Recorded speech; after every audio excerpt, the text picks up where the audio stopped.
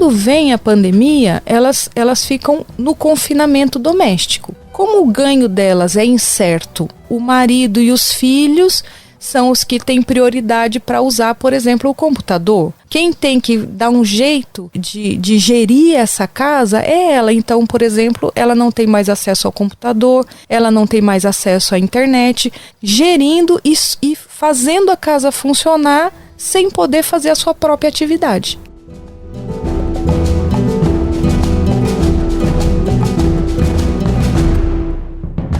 A gente vivia uma vida muito a partir de um casamento tradicional, onde o homem tem direito de tudo e a gente não tem direito de nada, né? Onde a gente é submissa, onde eu não posso ir para a assembleia porque eu tenho que fazer o comer.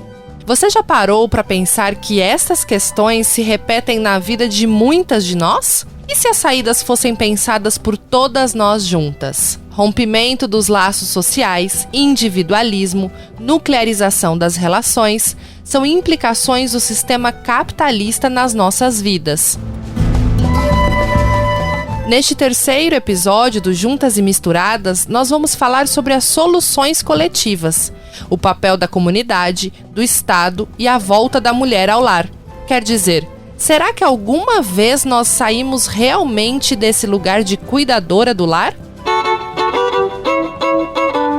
Este é o Juntas e Misturadas, um podcast em 4 episódios, uma realização da SOF, Sempre Viva Organização Feminista, e da coletiva XXK, Feminismos, Pensamento e Ação. Vamos juntas explorar os territórios da economia feminista. Esta é uma produção da Rádio Tertúlia. Além de dar nome a este podcast, o Juntas e Misturadas é uma publicação que foi feita combinando 2 olhares da economia feminista. De um lado, a SOF, uma organização feminista no Brasil, que faz parte da Marcha Mundial das Mulheres. De outro lado, uma organização de mulheres do País Basco, a coletiva XXK. A publicação em texto pode ser encontrada no site da SOF, sof.org.br. Eu sou Raíssa Lazzarini e neste episódio eu vou conversar com a Maria Fernanda Marcelino, que é integrante da equipe da SOF e militante da Marcha Mundial das Mulheres. Seja bem-vinda. Olá, Raíssa, obrigada, agradeço o convite. A publicação Juntas e Misturadas fala sobre como a dinâmica neoliberal, heteropatriarcal, ignora a existência de um corpo coletivo e que isso gera um processo chamado de nuclearização das relações. Explica um pouco mais o que seria essa nuclearização. Sim, nuclearização das relações. No sistema capitalista, heteropatriarcal, aquele que desconsidera que as relações são para além de homens e mulheres, são para além de uma família ali branca, uma família de classe média, urbana, né? Ela desconsidera que as pessoas elas são interdependentes umas das outras e também ecodependentes, né? Dependentes da natureza, do bem-estar da humanidade. Não existe bem-estar em uma única família se do seu lado as pessoas passam fome, se do seu lado as pessoas estão em situações de violência ou não tem como socorrer familiares adoecidos e tal. Então, essa visão, né, da nuclearização das relações significa você se isolar dentro da sua família de sangue, né? Pai, mãe, filhos, e claro, sempre branquinhos, sempre criança, um casalzinho, né? Ignora as relações familiares que são reais, que são concretas e que são para além desse tipo de núcleo familiar. Eles são avós, são mães, são pais homossexuais, são mulheres homossexuais, são bissexuais e por aí tantas outras experiências que existem e que não são só urbanas também, né? Ou mesmo situações periféricas onde uma família depende da outra para poder tocar a vida, para poder gerir a vida, né? Então é uma relação que extrapola em muito a sua casa, a sua relação familiar. Ótimo, Maria Fernanda. Acho que deu para a gente entender bem, né, esse conceito. E qual é o impacto, principalmente para nós mulheres, dessa nuclearização? Por exemplo, como que isso se dá dentro de casa? Bom, recai sobre as mulheres todo o trabalho doméstico e de cuidados, né? Existem, obviamente, situações em que os homens dividem, né? Ou como eles costumam dizer, ajudam, né? Mas a gente não quer ajuda, né? A gente quer divisão. Obviamente, existem homens que contribuem ali lado a lado com tarefas domésticas e de cuidados. Cuidados com crianças, cuidados com pessoas adoecidas, cuidados, enfim, né? Diversos. Mas a gente sabe que para a gente cuidar das pessoas, para a gente gerir esse doméstico, não se resolve só dentro de casa, né? Você precisa, por exemplo, de escolas, de posto de saúde, você precisa de uma comunidade que esteja atenta e trabalhando junto para que as coisas se resolvam. Exemplos. Se na pandemia agora, né, nós temos mulheres que cuidam sozinhas dos seus filhos. Quando elas deixam de contar com as escolas, aonde essas crianças ficam para que ela trabalhe? As mulheres pobres não tiveram o privilégio de trabalhar dentro de casa, porque são diaristas, porque são manicures, porque são lavadeiras, porque são catadoras de materiais recicláveis, porque são cabeleireiras, porque são, sei lá, tantas coisas, né? Então, aonde ficam essas crianças? Com quem? Se alimentam de quê? Quem prepara o alimento delas? Quando você tem uma sociedade atenta para o cuidado com as crianças, você deveria ter escolas em período integral. As pessoas deveriam ter casas. A gente nem começou por aí, né? Quantas pessoas foram para as ruas porque não tinham dinheiro para pagar os seus aluguéis ou morando em condições muito precárias. Então você deveria ter uma sociedade atenta à necessidade dos seres humanos em suas várias faixas etárias, desde as crianças aos idosos. Quando você tem um reforço da nuclearização familiar, você joga nas costas das mulheres a ausência do Estado. Se você não tem a escola, onde essa criança fica? Se você não tem a precarização do sistema de saúde, quem cuida dos idosos? Se você tem o corte de programas de transferência de renda, como o Bolsa Família, ou corte de programas fundamentais para alimentação escolar, então, aonde as famílias rurais vão obter recursos para alimentar seus filhos? Essa nuclearização, ela atinge de uma forma brutal a vida das mulheres, porque passa a ser dela a responsabilidade de gerir a precariedade, a fome, o desamparo, o desalento e toda a carga emocional que isso significa. Então, a perda de pessoas importantes na sua família, a perda do emprego e você não ter o que alimentar seus filhos. Então, não é só a fome, é o medo da fome, é o desespero de imaginar que no dia seguinte você não tem uma refeição para oferecer para dentro de casa. Então, é um impacto brutal, né, que as mulheres têm que gerir sem apoio, né, nem do Estado, e muitas vezes o único apoio que ela tem é da vizinhança. É a vizinhança que fala, não, eu tenho comida hoje e eu compartilho a comida hoje. Amanhã eu não tenho e nós todos estamos aqui tentando resolver como se alimentar amanhã. Então isso é muito real.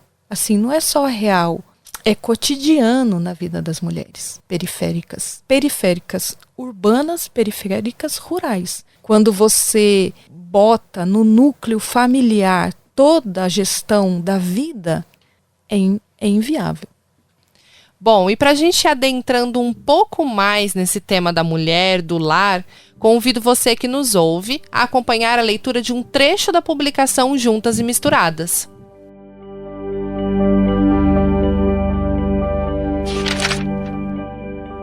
Vamos ler juntas? Separamos alguns trechos da publicação Juntas e Misturadas.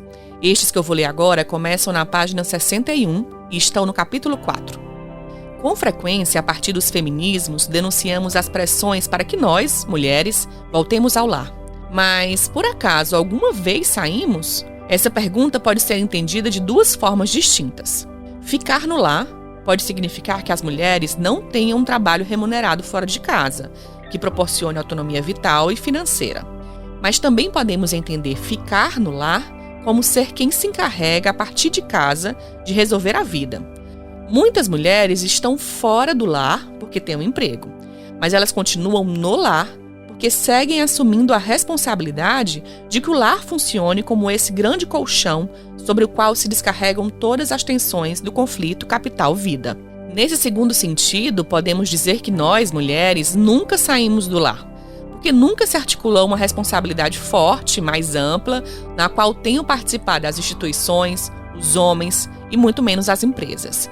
O que vimos sim com força foi a transferência de responsabilidade entre as mulheres, por exemplo, com a contratação de trabalhadoras domésticas e a mercantilização crescente da vida, aprofundando, portanto, as desigualdades entre as mulheres. Falamos de comunidade para nos referirmos às formas auto-organizadas de tecer vínculo social e de fazer economia, de colocar os meios de existência, que partem do reconhecimento e da valorização da interdependência. A comunidade que entendemos como exercício de resistência é a que implica um reconhecimento e uma valorização da interdependência, traduzindo isso em outras formas de organizar a economia e de organizar as relações sociais em sentido amplo. Trata-se de outros modos de construir sociedade e economia, que rompem de fato com a distinção entre sociedade e economia. São formas solidárias horizontais, com capacidade de oferecer as condições materiais para o que coletivamente se define como a vida que merece ser vivida. Bom, Maria Fernanda, na leitura nós ouvimos sobre a responsabilidade das mulheres com essa unidade socioeconômica que é o lar, né? O que gera uma sobrecarga de trabalho. E essa desigualdade se aprofunda ainda mais quando a gente considera classe social, raça e o território. Como isso se dá? Quais são as vias que o capitalismo tem que aprofundam essas desigualdades? São muitas as maneiras, né? E muitas vezes são maneiras sutis e às vezes são as violentas. Essa ideia, né, de que você é cada um no seu quadrado, né? Já diria aquela musiquinha. E a gente sabe que é todo mundo no mesmo redondo, né? A gente está na mesma terra, né? No mesmo planeta. Uma pessoa depende da outra, em algum momento da sua vida você vai precisar da outra pessoa, né? E não só do ponto de vista prático, como é na infância ou às vezes na velhice, ou no caso de um adoecimento, mas é falsa a ideia de que você é um ser autônomo, né? Você é um ser absolutamente independente, né? Essa ideia é muito equivocada, porque a pandemia revela isso, né? As pessoas que moravam absolutamente sozinhas, né? Que estavam ali num mundo muito ensimesmado, digamos, foram pessoas que tiveram mais problemas, né? Mais problemas emocionais, afetivos e tal, porque o isolamento não é compatível com a vida, né? Você precisa sair, nem que seja para ir no supermercado. Então, desde o ponto de vista da ideia, né? Da individualização das coisas, né? Você tem o seu rádio, a sua casa, o seu ar-condicionado, o seu isso, o seu aquilo, mas aí você tem um apagão, porque não existe sociedade que não olhe para as condições climáticas sem sacar que é tudo ligado, que é tudo interligado, né? A gente pode falar em muitas vias de que o capitalismo vai aprofundando as desigualdades.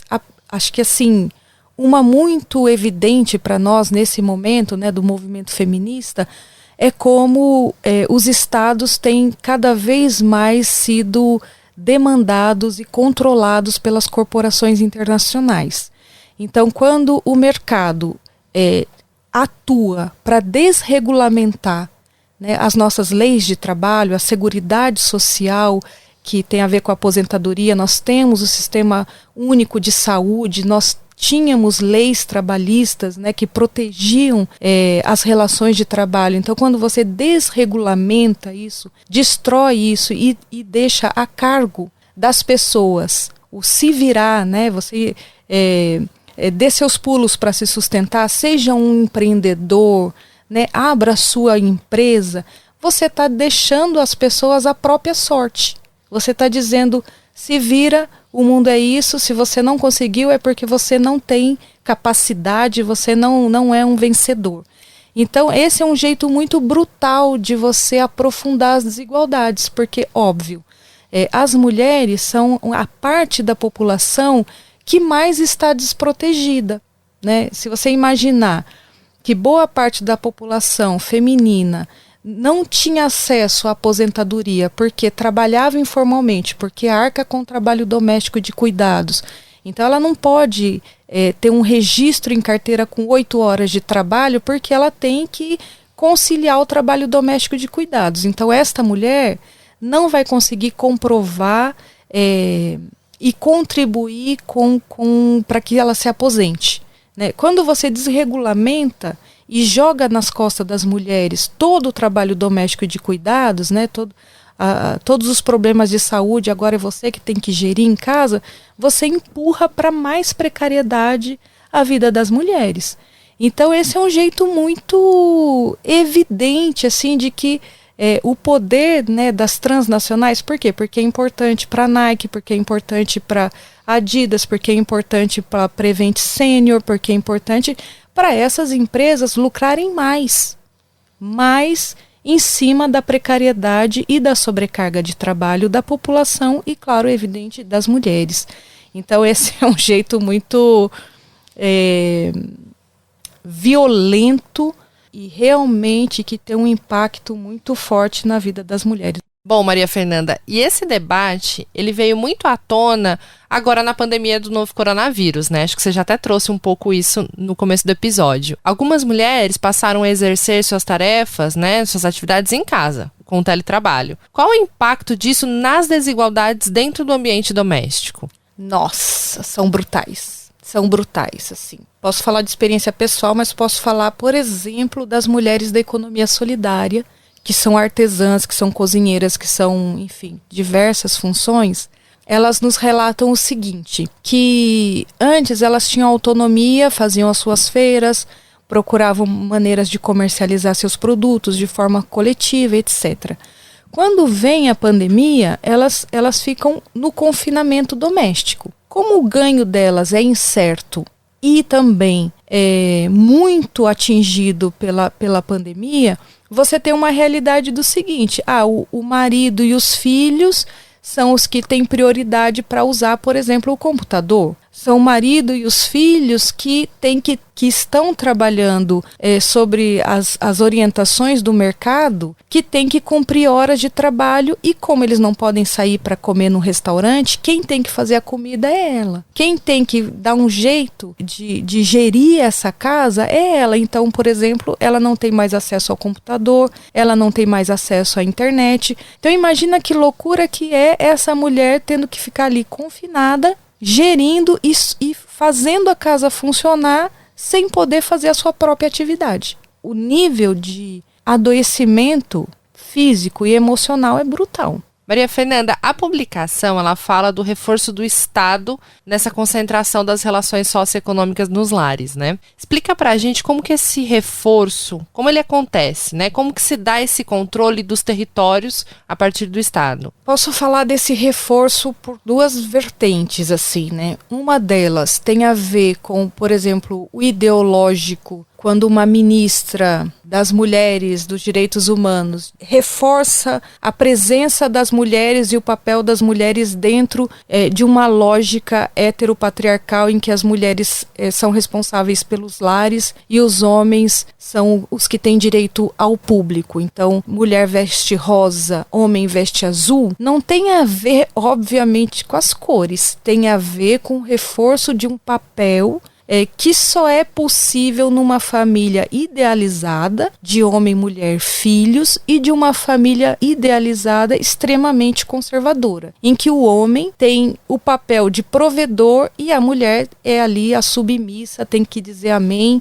e fazer com que esse lar funcione harmoniosamente, entre aspas. Estou aqui fazendo as aspas nas minhas mãos, né? Então, nós temos essa vertente ideológica, mas nós temos a vertente prática também, que é você ir cortando investimento no social, né? Quando você precariza a creche, diminui funcionamento de escola, quando você corta investimentos na saúde, na educação, na seguridade, na proteção social, você tem esse reforço dessas relações. Então, são vertentes ideológicas, mas que têm a sua correlação, não sei qual a melhor palavra, né, mas tem seu impacto material, concreto e muito visível. Ou, por exemplo, assim, estou aqui pensando, né, quando você não tem uma linha de ônibus que te deixe na porta da escola, quando você não tem uma escola perto da sua casa e você tem que deslocar. Então são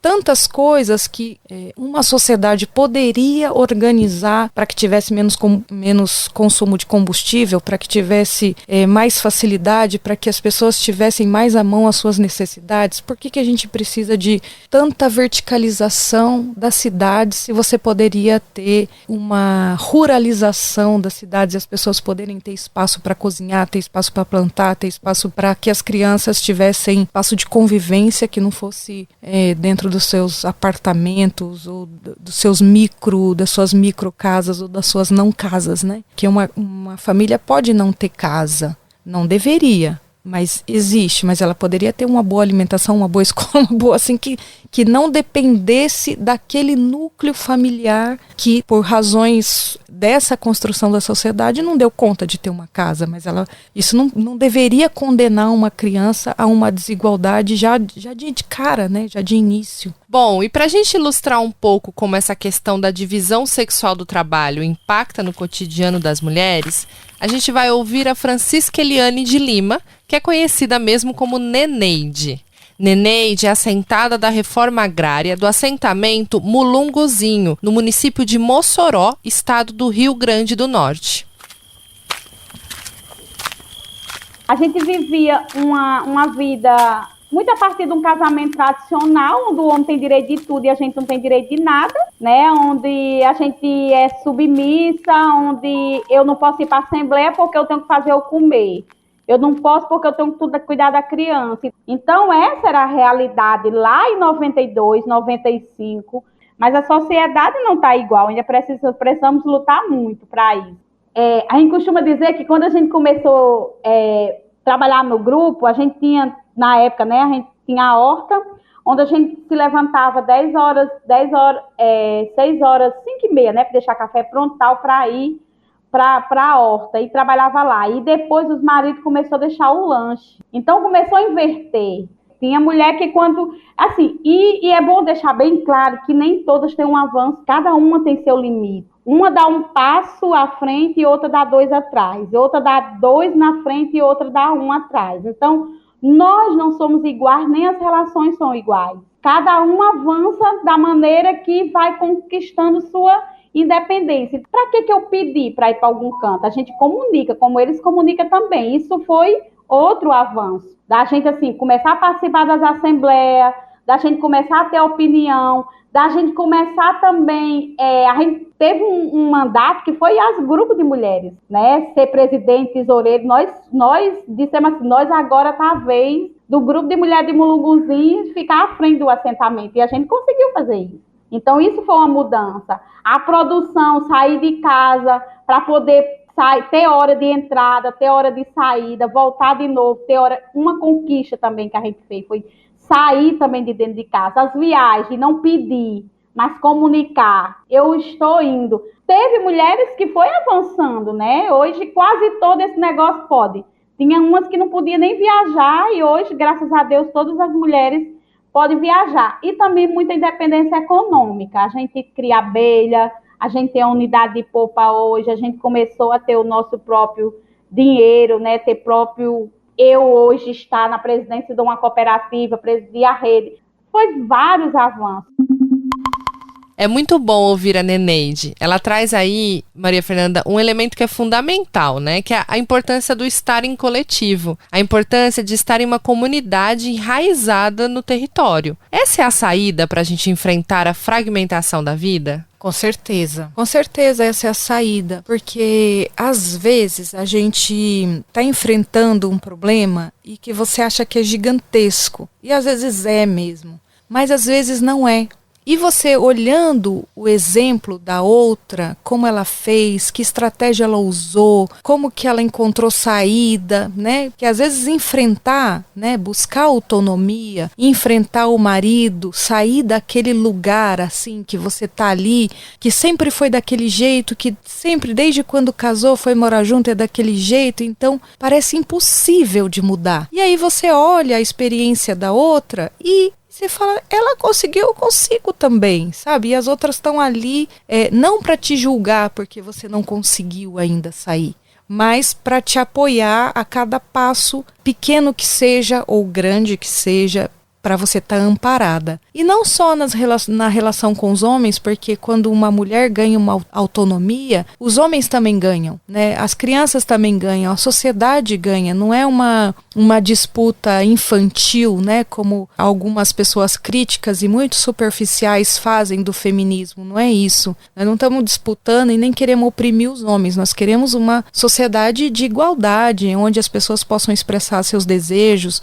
né? Os seus anseios, possam realizar isso com tranquilidade. E isso também não é só do ponto de vista da relação com os homens, né? Mas essa fragmentação, né? Poxa, não tem que ficar nas costas só de uma mulher ou só de um homem, como gerir o conjunto das necessidades que a gente tem. Ele pode ser repartido e ele fica legal, né? Se você imaginar que quando as mulheres, né, as famílias se juntam e fazem passeio juntas, não é porque... É porque é mais fácil você cuidar das crianças olhando, um monte de gente olhando junto, né? Não é à toa que as populações indígenas dizem que para criar uma criança você precisa de uma aldeia inteira. É real.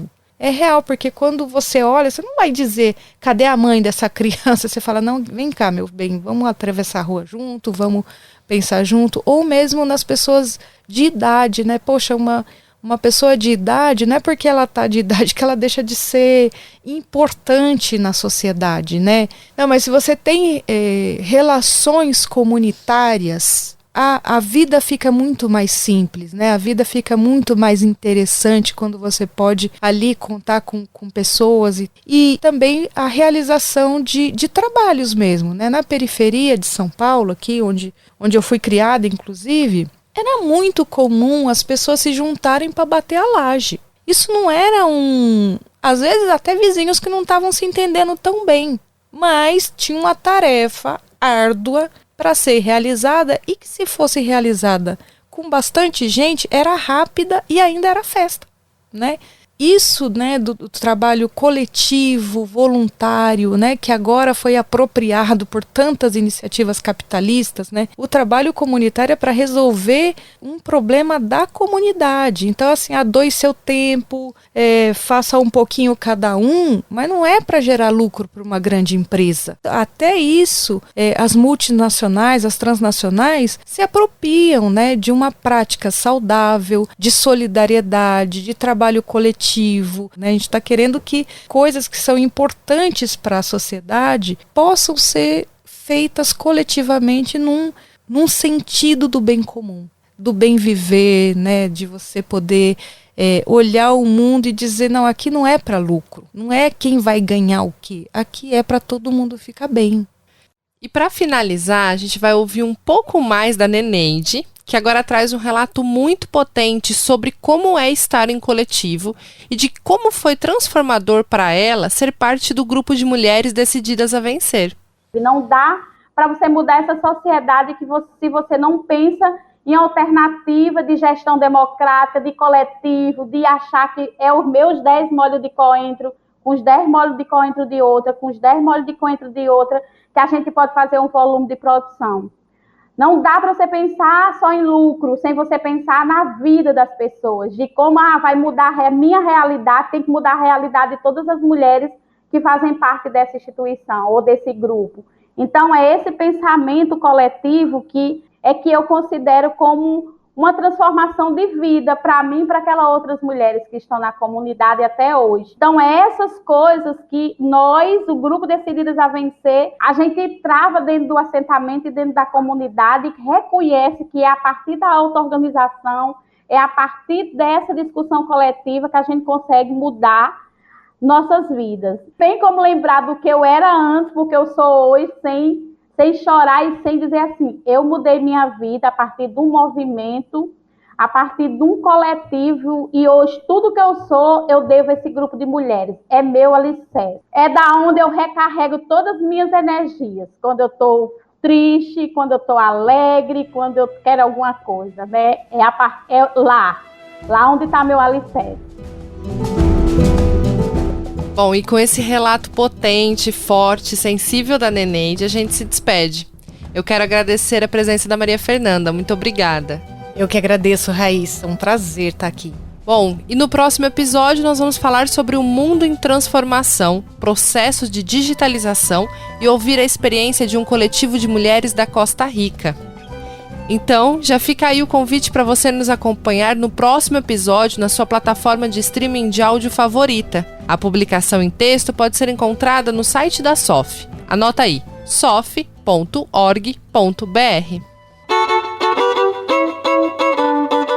O podcast Juntas e Misturadas é uma realização da SOF, Sempre Viva Organização Feminista, e da Organização do País Basco Colectiva XXK, Feminismos, Pensamento e Ação. A produção é da Rádio Tertúlia, com apoio da Fundação Rosa Luxemburgo, Escritório Brasil-Paraguai.